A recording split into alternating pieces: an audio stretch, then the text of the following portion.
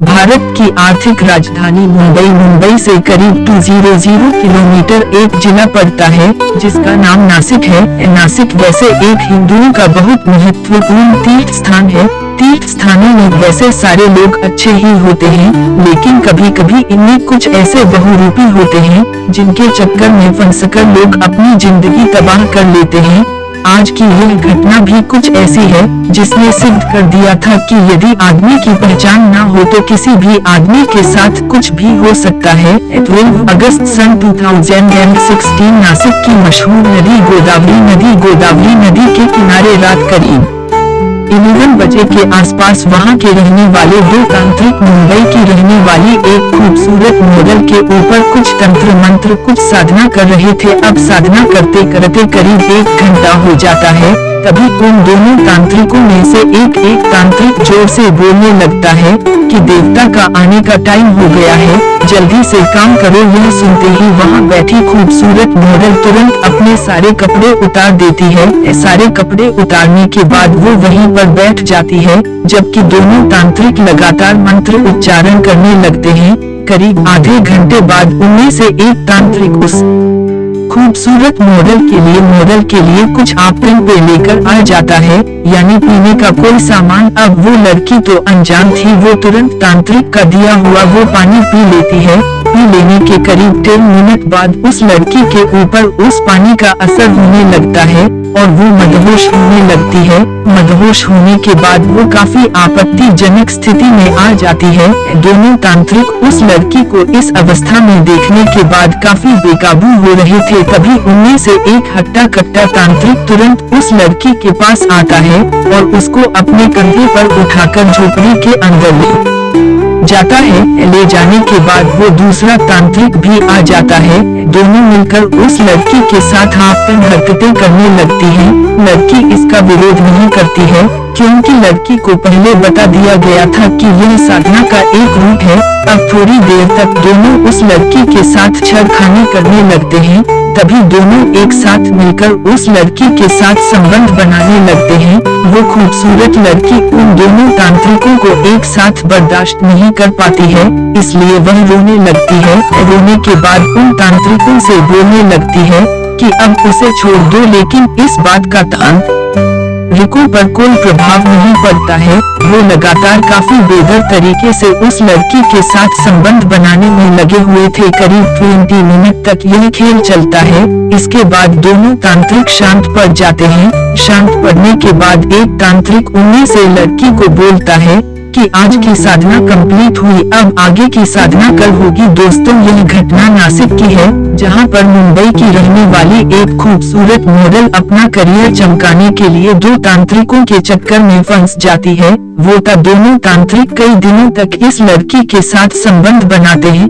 इस घटना के अंत में कुछ ऐसा होने वाला था जिसको सुनकर पूरा नासिक शहर हैरान रह गया था। आखिर ऐसा क्या होता है, सब जानने के लिए आप लोग घटना को अंत तक जरूर सुनिए। तो आदाब, नमस्कार, गुड इवनिंग, सत श्री अकाल। मैं आपका दोस्त और होस्ट अविनाश सिंह आप सभी का अपने बहुत धन्यवाद। 10 मई सन 2012 पंजाब का एक मशहूर शहर चंडीगढ़ में एक संपन्न परिवार रहा करता था जिसके मुखिया का नाम ओम माथुर था। ओम माथुर के परिवार में उनकी बीवी के अलावा एक ही बेटी थी जिसका नाम शर्मापुर का चंडीगढ़ में ही गाड़ियों की एक्सेसरीज का काफी बड़ा काम था।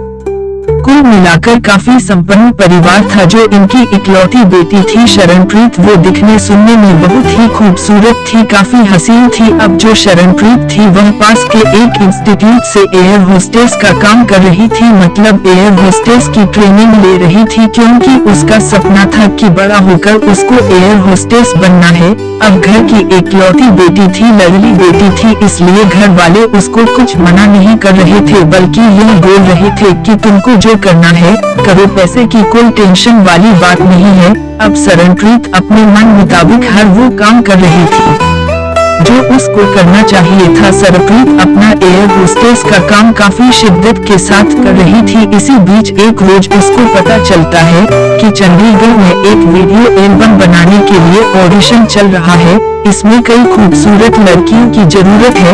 अब सरप्रीत जाती है और ऑडिशन दे देती है। संजोग बस इसका सिलेक्शन उस वीडियो एल्बम के लिए हो जाता है, क्योंकि सरप्रीत दिखने में बेहद सुंदर थी। अब शरणप्रीत उस एल्बम में काम करने लगती है। करते करते उसको एक्टिंग का चस्का लग जाता है और वह अपना एयर होस्टेस का काम छोड़कर पूरे तरीके से एक्टिंग में इवॉल्व हो जाती है। करीब 1 साल गुजर जाता है। इस बीच शर्मापुर भी हो जाती है। इसी बीच करीब 1 साल गुजर जाता है। 1 साल गुजरने के बाद सरप्रीत को लगने लगता है कि उसका अच्छा करियर पंजाब में बनने वाला नहीं है। उसको कोई समझाता है कि तुमको अगर बड़ी हीरोइन बनना है, बड़ा नाम कमाना है, तो तुमको मुंबई जाना पड़ेगा। शरणप्रीत को यह बात जम जाती है कि बात तो सही है, म्यूजिक एल्बम से उतना नाम और फेम नहीं मिलेगा। कुछ दिनों बाद शर्मापुर जाना होगा। पहले तो उसके माँ बाप मना करते हैं कि वहाँ जाना ठीक नहीं रहेगा, लेकिन सरप्रीत की जिद के आगे वह हार जाते हैं और सरप्रीत को मुंबई भेजने का फैसला कर लेते हैं। करीब 6 महीने में बाद सरप्रीत पंजाब से सीधा मुंबई पहुंच जाती है। मुंबई पहुंचने के बाद वह कांदिवली नामक एक जगह में किराए का फ्लैट लेती है और वहीं पर रहने लगती है। करीब 3 महीने बीत जाते हैं। इन 3 महीनों में सरप्रीत ने सिर्फ अभी मुंबई को समझा था। धीरे धीरे शर्मापुर मिलने लगे थे, लेकिन इन छोटे मोटे रोल से बात नहीं बन रही थी, क्योंकि शरणप्रीति को जो नेम और फेम चाहिए था वो सीरियल नहीं दे सकते थे। करीब 6 महीने और गुजर जाते हैं। इन 6 महीनों में शर्मापुर ही मिल रहे थे। सरप्रीत धीरे धीरे मायूस और दुखी होने लगी थी, क्योंकि उसका करियर बन नहीं पा रहा था। समय का पहिया घूमने लगता है और इसी बीच 2 साल गुजर जाते हैं। इन 2 सालों में शरणप्रीति को कोई भी अच्छा काम नहीं मिला था, जिसकी वजह से शरणप्रीति काफी परेशान रहने लगी थी। धीरे धीरे शरणप्रीत एंजाइटी नामक एक बीमारी की चपेट में आ जाती है। चपेट में आने के बाद वो इस बीमारी से काफी परेशान रहने लगती है। अब 2 साल में शरणप्रीत के काफी सारे दोस्त भी मुंबई में बन गए थे। इसी बीच एक दोस्त शरणप्रीत से मिलकर उसको सलाह देता है कि नासिक में 2 तांत्रिक रहते हैं, वो थोड़े से पैसे लेकर कुछ पूजा करवाते हैं, जिससे अच्छी किस्मत चमक जाती है। अब सरप्रीत तो किस्मत की मारी थी भाई, उसको तो कहीं ना कहीं से किस्मत चमकाना था। वो उस लड़के से बातचीत करती है। उसके बाद उन दोनों तांत्रिकों का पता ले लेती है। पता लेने के बाद उसी दिन वो रात को दोनों तांत्रिकों से बात करती है कि कैसे आना होगा और कैसी पूजा होगी। उस तांत्रिक सारी बात शरणप्रीत को बता देते हैं कि आने के बाद यहाँ 3-4 दिन की पूजा होगी, इसके बाद तुम चली जाना।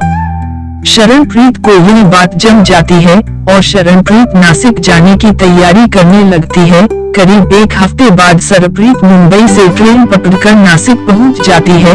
नासिक पहुंचने के बाद वहां पर एक तांत्रिक उसको लेने आया हुआ था। तांत्रिक शरणप्रीत को रिसीव करता है। इसके बाद वो गोदावरी के किनारे बनी अपनी झोपड़ी में उसको ले जाता है, जहां पर पहले से ही एक हट्टा कट्टा तांत्रिक मौजूद था। अब पूरा दिन दोनों तांत्रिक शरणप्रीत को सारी बातें बताते हैं कि करीब 3-4 दिन यह साधना चलेगी, इसके बाद तुम्हारी किस्मत अपने आप चमकने लगेगी। अब उसी दिन रात करीब 11:30 बजे के आसपास साधना का पहला दिन शुरू होता है। पहले दिन वह तांत्रिक साधना करने लगते हैं। तभी साधना के दौरान तांत्रिक ने उसको बता रखा था सरप्रीत को कि जैसे ही देवता आएंगे तुमको सारे कपड़े उतार कर उनको खुश करना पड़ेगा। सरप्रीत तैयार हो जाती है। करीब रात के 12:00 बजे के आसपास अचानक से वो तांत्रिक बोलने लगता है कि देवता का आने का टाइम हो गया है। यह सुनकर शरणप्रीत अपने सारे कपड़े उतार देती है। अब बिना कपड़ों के शरणप्रीत को जब दोनों तांत्रिक देखते हैं तो बिल्कुल पागल होने लगते हैं, क्योंकि बिना कपड़ों में शरणप्रीत को देखकर तांत्रिक बेकाबू से होने लगे थे। तभी एक तांत्रिक उन्हें कुछ आपत्तिजनक चीज लेकर आता है और सरप्रीत को पिला देता है। शरणप्रीत उसको पी लेती है। पीने के बाद उसको नशा सा छाने लगता है। मौका देखकर उनमें से हट्टा कट्टा तांत्रिक शरणप्रीत को अपने कंधे में उठाकर झोपड़ी के अंदर ले जाता है और दोनों मिलकर बारी बारी से इस शरणप्रीत की हालत खराब करने लगते हैं। दोनों प्राकृतिक और अप्राकृतिक दोनों तरीके से शरणप्रीत के साथ संबंध बनाते हैं। संबंध बनाने के बाद वो शरणप्रीत को बोलते हैं कि आज की साधना कंप्लीट हो गई है, कल की साधना फिर नए तरीके से होगी। सुबह होते ही शरणप्रीत सबसे पहले उठती है और अपने शरीर को देखती है। उसका शरीर जगह जगह से लाल हो रहा था, उसके सारे अंग अजीब तरीके से हो रहे थे क्योंकि बहुत बुरे तरीके से दोनों तांत्रिकों ने उसके साथ संबंध बनाया था। संवीर जी देखते ही रोने लगती है, तभी वह सारे कपड़े पहनती है और सीधा वहां से निकल जाती है। निकलने के बाद वो एक पास के पुलिस स्टेशन में जाकर दोनों तांत्रिकों के खिलाफ रिपोर्ट लिखवा देती है। पुलिस जब ये सुनती है तो वो भी दंग रह जाती है। वो आनन फानन में अपनी एक टीम गठित करती है और गोदावरी के किनारे से दोनों तांत्रिकों को गिरफ्तार करके सीधा थाने ले आती है। थाने लाने के बाद दोनों तांत्रिकों को उल्टा लटका कर जमकर तुड़ाई की जाती है। तुड़ाई करने के बाद दोनों तांत्रिकों के खिलाफ संबंधित धाराओं में मुकदमा दर्ज करने के बाद जेल भेज दिया जाता है। फिलहाल दोनों आरोपी अपने किए की सजा भुगत रहे हैं, जबकि शरणप्रीत मुंबई छोड़कर वापस चंडीगढ़ आ गई है और अपने माँ बाप के साथ रह रही है। जब भी वह इस विषय में सोचती है तो उसके रोंगटे खड़े हो